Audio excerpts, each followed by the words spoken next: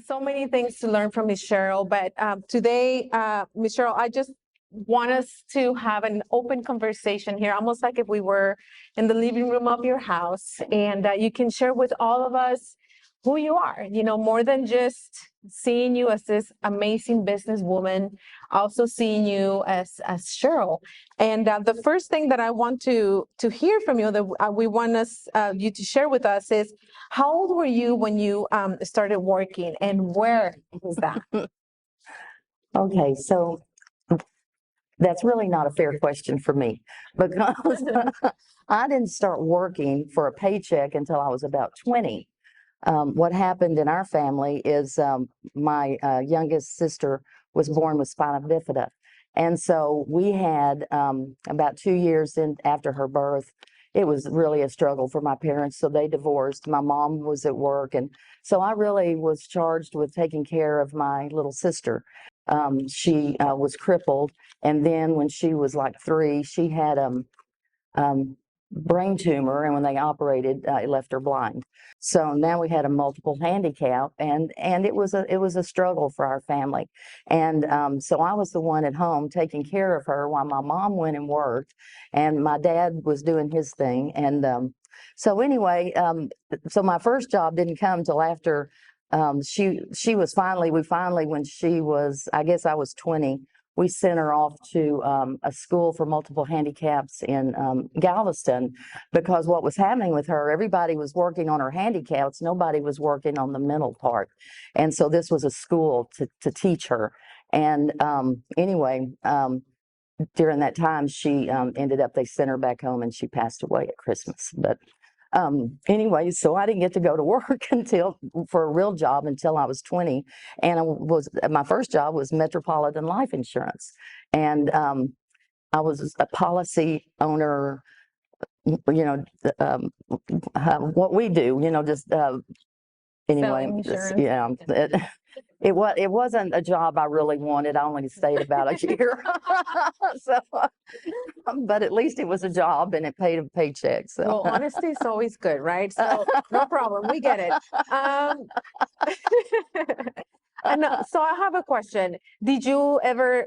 I mean, we already heard that was not what you liked, but did you ever dream like teaching or being a doctor or something like that? Well, my sister, in the summers, I'd have to drive her to a school further on in Dallas, and that's where she would go to school all day, and then I'd bring her home at night.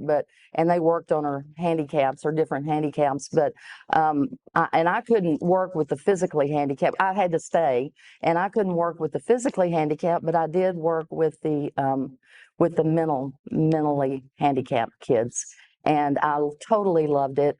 Always my dream was to be a teacher. And then I found my calling, I thought, was to be special ed teacher. So these kids are just remarkable, and I just loved working with them. But that wasn't the way my life went. Kind of went another direction. However, that tells us a lot. I have this phrase that says people see the glory, but they don't know the story, right? And there's so many things that we go through in life that shapes who we are and what we do in life. And hearing your story about taking care of your sister and how you loved helping others makes sense of who Miss Cheryl is. It just speaks about your character. So going that same route, did you ever see yourself as a business owner? Never. Ever. Even when I met Ross, and when we met, we never talked about owning a company or anything. It was never like that. I was going to school at the time. I had gone back to school and to finish my college so that I could become a teacher. And he was a rep for Ranger Insurance out of Houston, and they had transferred him up to Dallas. And so no, we never dreamed in a million years. Never. Okay, so you mentioned Mr. Ross. So Yes. let's talk about him. Can you tell us how you met him? I don't know if y'all remember, the Dallas Cowboys had a quarterback named Craig Morton, and oh my God, I had the biggest crush on him. I just loved him. Well, it just so happens he opened a nightclub in Dallas, and my girlfriend and I would go there because if you buy one drink, then you got to eat all the appetizers for free. So we would go there, buy our one drink, and we would get dinner for the night. So while we were there, and it was a dance club, so some of the cowboys did come, and everybody danced and everything. But Ross's friend came over to our table, and we were two blondes and long hair. And he came over to our table and he said, "I have a friend that's going through a divorce and he's in bad shape. Would one of y'all please just dance with him?" So anyway, we said, "Oh, sure, bring him on over." And anyway, I was the one that danced with him, fell in love first sight. And I went back to work the next day. But at that time I was working at El Centro College. And I went back to work the next day and I said, "I've just met the man I'm going to marry. I just met him last night." And I mean, it was love at first sight for me. So anyway, that's how we met. How old were you when you met? I was 24, I think, 24. And yeah. So that's so sweet. Did you talk about having a family from the beginning? How did how did Kristen and JR come in the picture and all of this? I'll tell you what, having a family was a struggle because we always knew we wanted one, but we could never have children, or we didn't think we could. And so I was always, so this was a part, I think, of my growing up, is that I was so envious. Everyone around me was having kids, everybody. And we couldn't. We kept trying and trying, and we went to doctors, and we just couldn't do it. And then I think I didn't realize envy was such a bad thing, but it is. So when you're so envious of others, I think it does block you from having what you want. And that's my personal opinion, and I'll stick by that. But anyway, it took us 10 years. And I worked on the envy problem. I worked on a lot of issues I was having internally. And but boy, the day that I found out I was pregnant with Kristen, oh my gosh, that was the best day of my life. It was just, we both were just overjoyed. We really were. But it was 10 years later, so we had a lot to overcome. Yes, family is a beautiful thing, but it is a handful too. Oh, yeah, it is. And so and she was. you use past tense on that, Miss Cheryl. She is. No, we love Kristen. But kids growing up, a lot of things happening, and then you have your business. How did that? Well, see, when Ross and I got married on May 17th in 1975. By October, I had just started my semester in September. And in October, he comes home one day and he said, I'm on the wrong side of this business. We need to be helping the agents, not the company. And so he said, "I want to start our business." And I went, "You want to what?" And we're just like, "What?" And I said, "Well, what does that mean?" Exactly. And it meant I had to quit school. I just stopped and go to work to support us so that he could go out and try to, he already had the carriers back at him. Everyone loved Ross. And it was just a matter of getting agents on board to come under him to sell the products. And so that's what he went off and did. And I'd go to work during the day to make money, and he would go off and not make money, but bring in. And then would meet at night, and there were no computers or anything back then. All I had was a typewriter, and he would give me his ideas, and I would type them out for him to take the next day to the business. So yeah, it was. So we were really both working full time and overtime. So and taking care of the kids too. Well, no, she wasn't there yet. She didn't come till 85. Okay. So yeah. When they came on board, how do you manage to balance that work and the kids and being a mom, being a wife, being a business owner? Well, there for a little bit, I didn't go to school. Go to work. Mike, I didn't go into the office. Mike, I know Mike during that time, I think you came in, or wasn't it around there? 92. Yeah. And, but I didn't really go into the office. He would come home and all we would talk about is the office, but I didn't go into the office because I was handling two babies. He came she was born in 85 and he was born in 86. I mean, it was kind of like once the dam broke, they all came.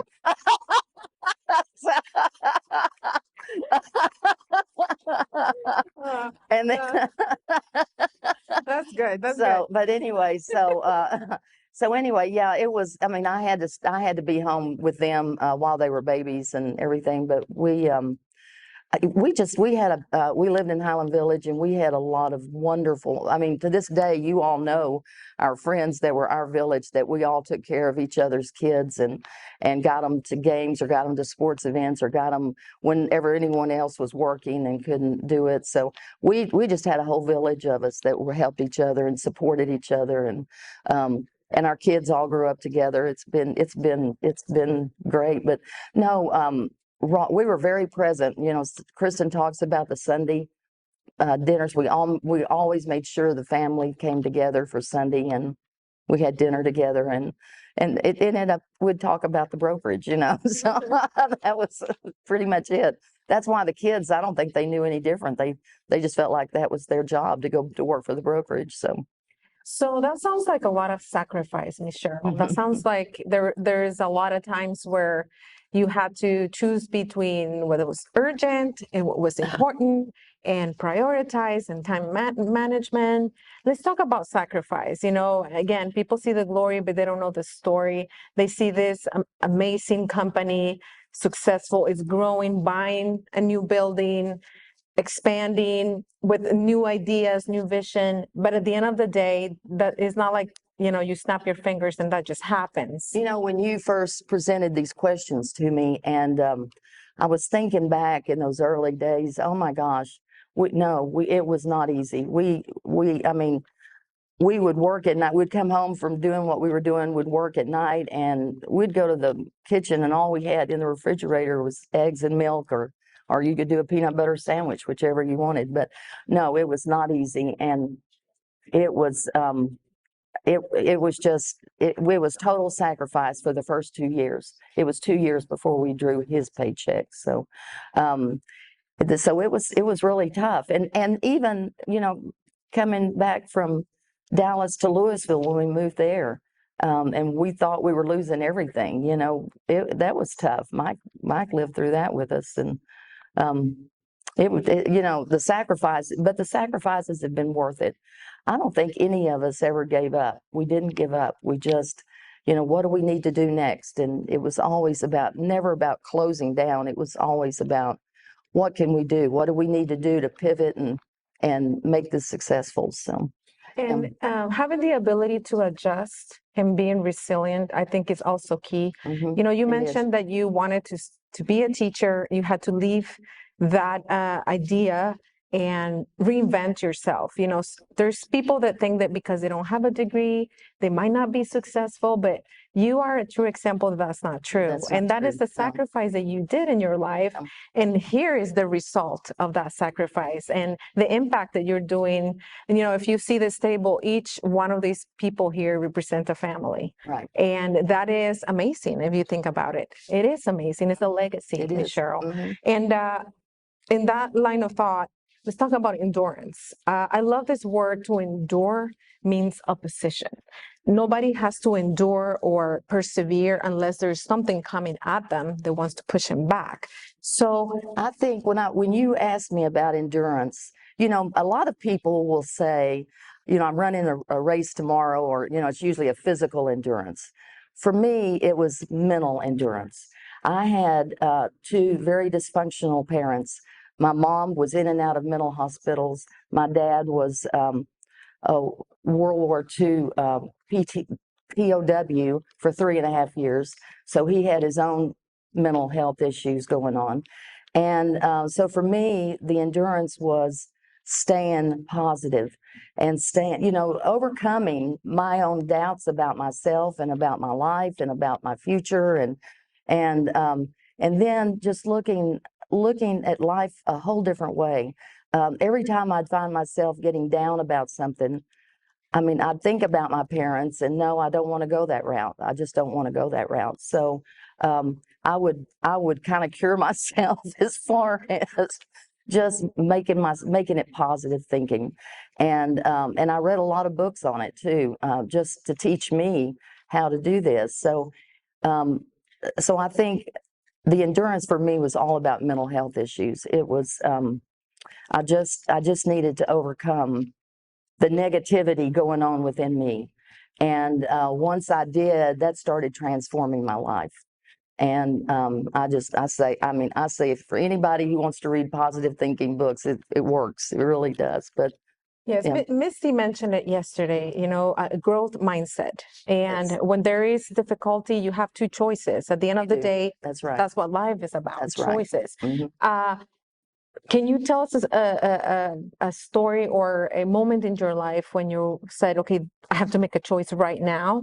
It's either going this route or this other route. And of course, as you mentioned, changing your mindset took you down the route that gave you a positive.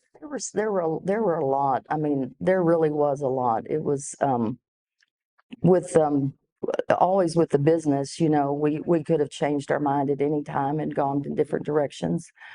In my life with Ross, this wasn't fun for us as far as in the beginning. When the times were rough, they were really rough. And yes, either one of us could have said, no, it's too much, we're backing out.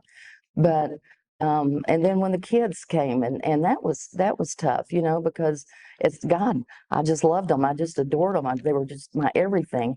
But it's still rough when you've got these little ones at home totally dependent on you, and you've got a husband in the business totally dependent on you, and so it's rough, and you just have to change your mind when your thinking is going negative or going in a different direction. You change your mind. That's what I keep saying. Somebody, I think it was one of your kids that said, well, I don't know the answer to all this. And I said, well, learn the answer and just change your mind about it. So I'm always saying that, just change your mind. But it's a matter of just there were just a lot of instances. I couldn't even think of one. I mean, because there were just so many over the period of years that we've just had to pivot and change. So I yeah. remember you share a story in the video that we have in the company where Mr. Ross told you, okay, you need to learn everything that Sue knows, and you're taking over everything that she does. Yes. Yes. And that wasn't easy. And he either. did. Sue, when we first started, when I was having to stay home, he hired Sue, Sue Turner. She ran the business, really the internal part, all of the operations part. And he said, and so one day he came in and he said, and he told Sue this too. He said, it's time. She's got to learn everything you know, and now. And thank God, this is where I think, I've always said Ross was such a visionary, but honestly, I think he was very intuitive because Sue ended up passing away a year later. But before she passed away, she had taught me everything that she knew. And so I was able to pick it up and go forward with it. And that is amazing. When you think about it, it is amazing in the sense that here you are, you're the business owner, you let go of the idea of getting your degree and now you own this company. You could have said, why me? Hire somebody else. Yeah. I'm the owner, right? But having a positive attitude and being willing to learn new things, and just the thing, that thing that you told your grandchild is amazing, well, you don't know it, learn it, Right. find the answer. So those are key really words that you're sharing here with us. And just to finish here, and then we'll open up the floor because I want you guys also to ask Ms. Cheryl if you have any questions. But could you share with us 3 words that you believe, if we keep close to our hearts, could make us as successful and as strong as you are? For me, there were 4 words, but it goes in line with what I've learned in 76 years of my life. These are the words that I've learned. The first is gratitude. Not one day, not one morning goes by that I don't look out my back window out into my yard and thank God for everything I have. And my dogs are the ones sitting there listening, but I know God's listening too. He is listening. But gratitude is so important. Some days y'all will see me just sitting in my office. It looks like I'm just staring out the window, but it's usually in gratitude because something good has just happened to our company or something good has just happened to one of you. And I'm always so grateful for that. The other one, let's see, I wrote this down. Okay, faith. I know not everybody believes in God or Jesus, and that's okay. That's okay. I have no, that's fine. But have faith in yourself. Have faith in some higher power. Just have faith that what the circumstances are today is not going to be what they are tomorrow. And whatever negative energy you're looking out at will change. Just have faith. It's not meant to stay. It's only meant to challenge you. And so I've always had faith in that. And even now, when I'm going through so much fear with this building and the regs and oh my gosh, but I still have faith. I have faith in us, and I have faith in our industry. And I think we're going to be fine. And my last two words go together. It's love and forgiveness. When I tell you I love you, I'm saying it from my heart. I truly mean it from my heart. And it's easy just to say I love you and go on, but I don't. I say it from my heart. I truly mean it. And people say and do things they have to me, and I know they have to each one of you, but to learn to forgive. And even if they're your worst enemy, forgive. Don't ever let a day go by that you haven't forgiven what they've done or what you've done to them. Forgive yourself too. That's just as important. Love and forgive yourself. I think those are just as important as loving and forgiving someone else. Sometimes we are our own worst enemy. And so when we can love and forgive ourselves, it makes it so much easier. And I want to say something, if you don't mind, if I get off track. The floor is yours. For each one of you, I have so enjoyed getting to know each one of you, but you are powerful people, powerful spirits in this room. And we have hired each one of you for the energy you bring to our company. And I want y'all to be so proud of yourselves. I mean, you wouldn't be here if you didn't have that special spark within you that caught our eye and made us want you to come be part of our family. So I want you all to believe in yourselves, believe in us, believe in our company. We've got some great leaders. I'm kind of finding myself stepping back a little bit, kind of like Mike. Maybe I'm CEO emeritus. I don't know. But we've got some great leaders, some some of you are really stepping up to the plate now. And gosh, I just love seeing it. But each one of you are so special to us, and we just appreciate y'all so much. And I just couldn't let today go by without saying that. We thank you so much, and I truly do love you. Thank you. Thank you.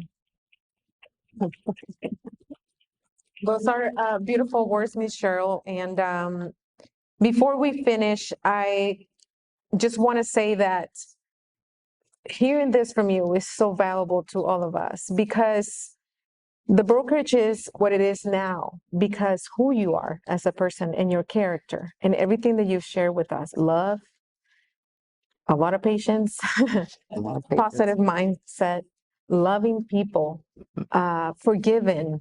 That's really your character, and it's embedded in our company, in our core values, in our mission, in our vision. It's our responsibility to ensure that we drive this through the next generation of the brokerage. Mm-hmm. If we want to be here in 50 more years, we need to ensure that this core values, that this character is still embedded in us. If we want to see a greater brokerage, we need to embrace what Miss Cheryl is. One of the things that I loved when I was hired at the brokerage, and I kid you not, it was that everywhere I walked, everybody was like, hello, good morning. Hello, good morning. Everybody was so happy, and that's just who you are. At the end of the day, let's make sure that all of these things that you've shared with us, those things that make our core values. If you think about partner-centric, trust, empowerment, learning and teaching, all of those things is really who she is. What are we going to do with that? Are we just going to let it fall to the floor, or are we going to pass it on to the next generation of the brokerage? And I want you to know, Ms. Cheryl, that we are so thankful for you. We are so thankful for you. And we have a great task ahead of us to ensure that who you are doesn't just, stop, so that it continues with us. And then every time somebody talks about the brokerage, they see you and Mr. Russ and Kristen and JR, and they say that family truly is the definition of love. Oh, so thank you so much for sharing this words with us. We love you so much too. Thank you. Love you too.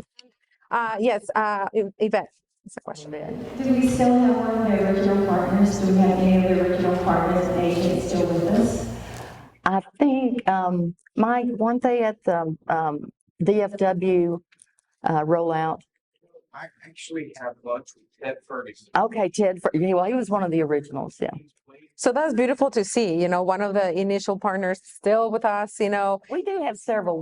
They came up, and I think a couple of them talked to Kristen at the DFW rollout. And so we do have Antonio Burrell, although I don't think he's with us anymore. I mean, I think I think Kimberly's taken over his business, but he was in our office day one when we started. So he's been with us forever. And he still loves to come and say hi when we're in San Antonio. So, other than opening the brokerage, what do you think was your most memorable event throughout all of this? it has to be having my children. I mean, you mean personal, in my personal life, or? Yeah, just pretty much in general. Yeah, that we really, you just don't, for me, having children, I overcame one thing I never knew I was so envious of, just envy. And once I started having children, I went, I must have overcome that, because now I'm grateful. I'm grateful for everyone and their success and their children. And so that was a big change in me from the early days. And I'm glad that change has come about. But yeah, having my kids was my most memorable. I loved it. But and then overcoming that envy is a terrible thing. I mean, being envious of your friends and family, it's bad. If you're envious of anyone, you need to change your mind and start learning to be grateful, because that's just a bad thing. Mom, tell the story real quick about getting into the Medicare Advantage world in 2005. Tell that story. Oh, well, yeah. So, I was in, I don't know if y'all remember the old building over in Louisville, and John Dubas was in, or no, I was in this one office. John Dubas ended up taking it over. But anyway, so I was doing payroll, everything, accounts payable. I was doing everything. And so Don Rutherford walks in, and he goes back and talks to Ross. And then I didn't even know, Ross didn't tell me anything, but Don comes into my office, and he just shoos all the papers off my desk. And he said, forget all of this, you're done. We're getting into Medicare Advantage, or getting into, secure. What was it we started out with? It was it HMO or something like that? It became, Pacific Care. That's right. And he said, you are one of the top 8 FMOs in the country, and you're gonna have to talk personally talk every agent into selling HMOs. And I said, Don, that's not possible. They've been taught all their life to sell against HMOs. I can't talk them into it. He said, well, you're going to. And so, well, eventually I recruited Pepper from Sherry. I said, Pepper, you got to come help me with this. But so we did. I got on the phone. I went down the list of every agent, got on the phone with every one of them, and every one of them said, you're crazy. There's no way I'm doing this. And I went, well, you've got to have it in your back pocket, just in case somebody, the time came, I think we had our first meeting with Pacific Care, and they, there were 15 of us, and that was including our staff too. So I wasn't able to talk many, but Don comes in a month later, and he said, okay, what's the production? What's your production on it? And I said, I've got one app and I am proud of it. So he, finally the next month there were 10, then the next month there was 100, and we kept growing from there. And then the companies changed, and finally we got to be United Healthcare. So anyway, it was, yeah, it was, boy, you talk about tough. That was tough. That was tough. A complete change. Complete change, yeah. And trying to talk people into something they had always believed another way. All their lives, all their selling lives, they had always sold against the HMOs because the HMO carriers wouldn't allow an agent to sell their product. So they always tried to talk people into buying something other than HMO. And now they were having to talk people into buying HMOs. And so it was tough. Yeah. But it took us about, and it wasn't even a year. As we finally got people on board, it's kind of one thing when one agent does it, they talk to another agent, and then they find out, oh, wow, maybe I should be doing this. And so anyway, that's how it goes. I'm a little bit of a newbie still in these like national meetings, but it seems like anytime I sit next to someone that I don't know, they look at the name tag and they say, oh, the brokerage. Well, let me tell you a story about Ross and Cheryl. We once went like Yeah. whatever story happened. So I guess my question is, what is one of your favorite stories of Ross and Cheryl? Back in those old days, the carriers were allowed to take us on trips and we were always one of the top FMOs back then. And we didn't always get first place, but we were up there. And so they took us to, a lot of times they took us to Hawaii, and you know why? Because the guys like to play golf. So they would take us to the big island of Hawaii because those were the best golf courses. And so we went there quite a bit, but we really traveled a lot of different places with them and we really enjoyed them, the carriers, and I enjoyed the wives. We all had so much in common with each other, and it was a great experience, the whole thing. I'm just sorry that when they took those trips away because they were really good trips. Can you tell us how the links in the brokerage link were developed? Also, what's your favorite food and color? Favorite food and color. The links were developed. We were going for Ross I think we had an artist or someone that developed that, but he was trying to, the quote at the bottom says linking producer to markets. So the links came naturally, that was just natural. It would be linking, and you've got the side and then the producer in the middle. So anyway, that's how that came about. I think he ended up either having someone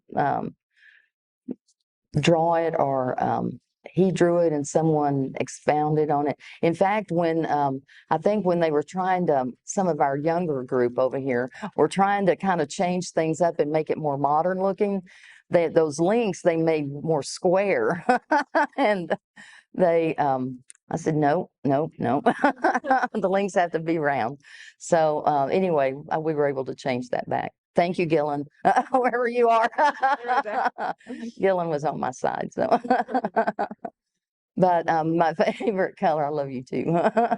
My favorite color is, I don't know, I can go back and forth between pink and purple and turquoise. Those are my three favorite colors. I could decorate, I could do anything in those colors and I would be a happy camper. And my favorite food, of course, is always Mexican. I love Mexican food. Does anybody have a story with Miss Cheryl that you would like to share with us? I'd like to hear your stories. What do y'all have to say? I have a story. Oh gosh, Leah, you scare me. So most people know me. I've been in the brokerage for almost 8 years now. And if you've ever been in my trainings, I usually tell about a 5-minute version of this and how I came about. But this one is near and dear to my heart, so I'm going to put it together. So back in 2011, I moved to Japan. I lived there for 4 years. While I was there, I did a pageant. Did not win, but I got some scholarship. I was trying to get scholarship money, but I made friends. The girl who was the MC at the pageant was from Texas, and I got really excited because she was a girl from Texas, and I was from Texas. And being in Japan, you don't care where they're from. El Paso, Houston, doesn't matter. Fast forward to 2015, I got moved to Turkey. And so I worked for the Department of Defense. And then in 2016, President Obama came in and said it's no longer safe for active duty military need to stay, but DoD employees need to stay, but family members need to evacuate, go back to your home record. I was a DoD employee, but I was also a family member. So I said, excuse me, we're live. And they said, well, your family member status trumps your DoD status, so you need to go to your home of record. My home of record was Waco, Texas. I have not been in Waco, Texas in 15 years. I have not been in the United States in 5.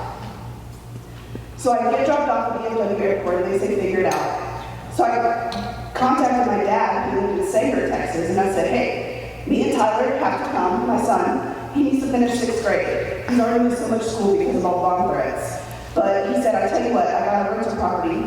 It's a 1-bedroom, 1-bath, you can stay there till you figure it out. I said, I'll take it. So I moved to Sanger, Texas. At the time, my husband had 18 more months he needed to do in Turkey. So I was like, what am I gonna do? 6 months in, I'm like, this is very boring. I can't just sit out here in Sanger, Texas and do nothing, I need a job. So I started applying. And I have a business degree, and I have a pretty decent resume, but nobody would hire me, because Texas is very relationship-based. It's all who you know. So I put a writing post on Facebook. I was like, if anybody knows of any jobs in the DFW area, I'm looking. Summertime, I can move. The girl who did the pageant, who was the MC, happened to go to University of North Texas. I didn't know that. She reposted my post. Emily, who worked at the brokerage, saw it and said, hey, we're hiring. We do businessy things. Tell her to submit a resume. So she took my resume and gave it to John DeBoss. John DeBoss said, hey, they're all on vacation, but when they come back, we'd love to meet you. So they bring me in for an interview. And guys, it's with Ms. Cheryl, the CEO. It's with Kristen, the COO. And it's with Mike Smith, the president. Mind you, I had no insurance license. I had a business degree and a dream. And I say, yeah, I'm here, I want to work for you. And Mike goes, hey, do you know what an FMO is? I don't. What is that? And he says, well, we work with carrier partners and we work with agents. And I was like, I can do that. I work with people, I'm good. And he said, do you have your license? And I said, I'll get it. And Cheryl goes, okay, so I'm looking at your resume. It looks really good and all that, but it looks like every 3 or 4 years you seem to change jobs. So I can explain that. I said, so I'm married to a military man. And every time he PCSs, we have to move, and so I had to change my job. She's like, well, here's the deal. We think you're great, but we don't want to train you up and then have you leave us. And I just said, I'm not going anywhere. So Cheryl gave me a shot, guys, and 8 years later, here I am. Yeah. And so since I've been here, I knew nothing. And so I started in September, and I was like, all right, what can I do? And Pepper's like, answer the phone, it's raining. So then they were like, there's these agents that need kits. I'm like, okay, let me get the kits. I get the kits. And Pepper's like, did you check our certs? I'm like, what are certs? And then thankfully Josh came aboard, and I've been promoted twice. But I want to go back to, it never would have started if Cheryl hadn't given me a shot. So, thank you so much. Thank you, Leah. Okay, Leah, you made me cry officially today. Because that's I think my story, and I think that all of us can say that we've been given a shot. So thank you for that, You're Ms. welcome. Cheryl. Yeah, you're welcome. Anyone else? Yes. I just wish everyone had the experience of interviewing with Cheryl in the hospital office. First and foremost, when you're walking down the hallway, you're looking directly at Cheryl behind her desk. And then you walk in and they have their desks catty cornered from each other. They face each other. But I sat down right in the middle of both of them. I was as nervous as I've ever been. But it's awesome. Well, no, you haven't told the story how you got hired, though. When we were actually we reached out to his company. What was the company? I forget. And Robert Half. And we reached out to his company. We said we want to hire a temp to do whatever job it was at the time. And so Ethan had to come out and interview us so that they could place a person with us, but he had to interview us first. And what turned out to be was Rod and I, he was interviewing Rod and I at the very beginning, and then and Rod and I looked at each other and we went, oh my God, we really like him. And so we started interviewing him. And then, and then he did come back because Ross wanted, he had the interview with Ross too, but he did come back and he was already in. We loved him so much. So he was already in when he came back. He just didn't know that though. And speaking of that office too, a lot of y'all remember, I did face the hallway. Ross wanted me to move in with him because he wanted me to learn everything he did. And so my desk was facing the hallway and his was back in a corner, you all remember. And so y'all would not come in and say when there was a problem, what the problem was or anything. You would stand at the door and go, and so I would have to walk out, say, Ross, I'll be right back. You all remember that. I know you do because a bunch of you did it. Oh, that's That funny. was funny. All right. Well, we are out of time.